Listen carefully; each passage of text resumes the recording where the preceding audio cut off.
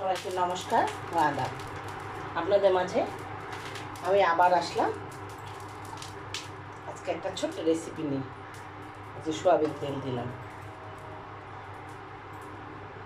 রুই মাছের মুড়িঘণ্ট, রুই মাছের মাথা।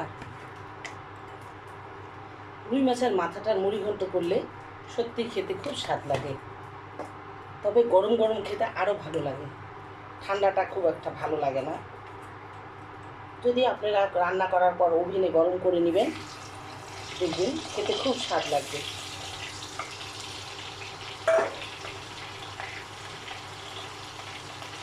মাথা দুটো আমি আগে ভেজে নিচ্ছি।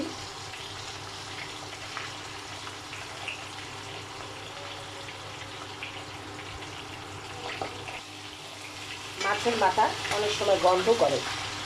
আপনারা মাছের মাথা হয় লেবু দিয়ে যদি আধা ঘন্টা রেখে দেন, এর গন্ধটা চলে যাবে। অনেকে মাছের মাথা খেতে পারে না, গন্ধ লাগে। আবার ভিনিগার দিয়ে ভিজায় যদি রাখেন কিছুক্ষণ, দেখবেন গন্ধটা একদম থাকবে না। আর যার ভিনিগার নাই, লেবু তো অবশ্যই প্রত্যেকের বাসায় থাকে, কারণ লেবু দিয়ে ভাত খেতে কার ভালো লাগে না, সবাই খেতে পছন্দ করে। আর তারপরে লেবুতে আছে ভিটামিন সি, বড় থেকে ছোট সবাই খায়। লেবুটা হলে ভাত খাওয়াটা সুন্দর হয়। আমি অবশ্য লেবু দিয়ে ভিজিয়ে রেখেছি। দেখুন আমার মাথাটা ভাজা হয়ে আসছে।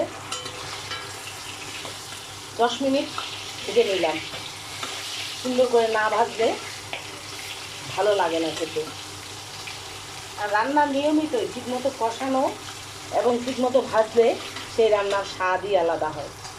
আপনি ঠিকমতো যদি না ভাজবেন, না কষাবেন, এই রান্নাটা খেতে গন্ধ করে। অনেকে শুধু জল জলভাবে রান্না করে দিলেও ব্যাস হয়ে গেল, কিন্তু আসলে না, ওভাবে রান্না খেতে স্বাদ লাগে না। আগেকার বয়স্ক মানুষরা বলতো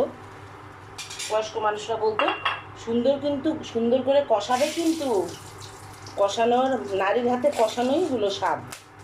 এই যে শুকনো লঙ্কা দিলাম, সাদা জিরা দিলাম, দেওয়ার পরে আমি একটু পেঁয়াজ দিলাম। পেঁয়াজটা আমি একটু ভেজে নেব।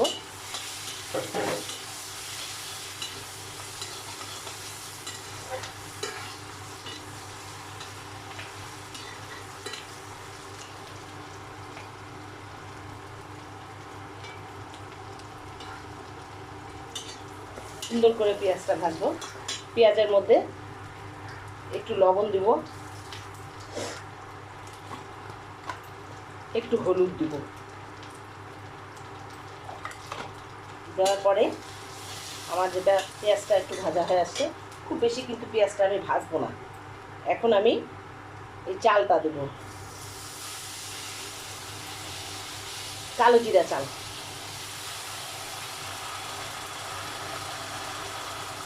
আমরা কালো জিরা চালটাই বেশি খাই। কালো জিরা আতপ চালটা আমাদের এদিকে কালো জিরা আতপ চাল, আর ইন্ডিয়ায় এটাকে বলে বাসমতি চাল। আসলে বাসমতি চাল তো আমরা সহসা পাই না। বাসমতি চালটা বাংলাদেশে আসে, ওটাকে রিফাইন করে মোটা চালটাকে চিকন করে দেয়। এখন আমি জিরা, আদা আর মরিচের গুঁড়া দিব এটার মধ্যে।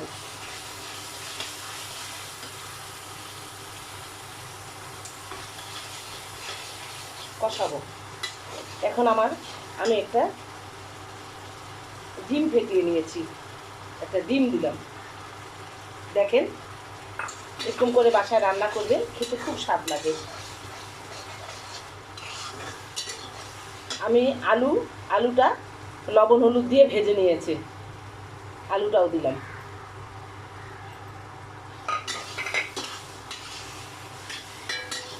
কষাতেই সব হয়ে যায়। মুড়িঘণ্টটা রান্না করতে কিন্তু বেশি সময় লাগে না। এখন আমি এই মাথা দুটা দিয়ে দিব, কারণ মশলাগুলো তার মধ্যে ঢুকবে।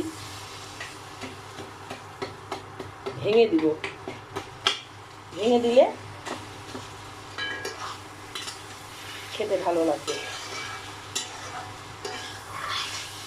মুড়ি ঘন্ট করতে কিন্তু সময় লাগে না, যা আগেই পরিপাটি করে নিতে হয়।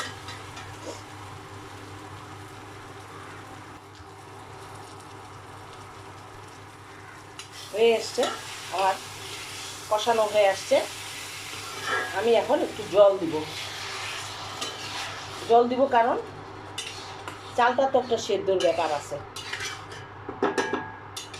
আতপ চাল তো খুব একটা সময়ও লাগে না।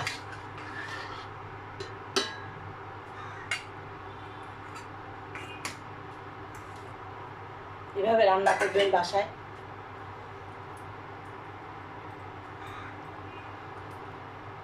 অনেক সময় দেখবেন মাছের মাথা উঠতে চায় না, মাছের মাথা অনেকে পছন্দ করে না।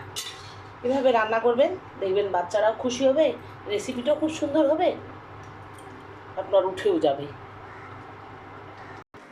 দেখুন আমার মুড়ি ঘন্টটা হয়ে আসছে। এখন আমি একটু গরম মশলা দিব। গরম মশলা দিলে খেতে স্বাদ হবে। দেখেন হয়ে গেছে। আর সব সময় মনে রাখবেন মুড়ি ঘন্ট গরম গরম খাবেন। রান্না করার পর তখন সময় পাচ্ছেন না, পরে ওভেনে গরম করে খাবেন।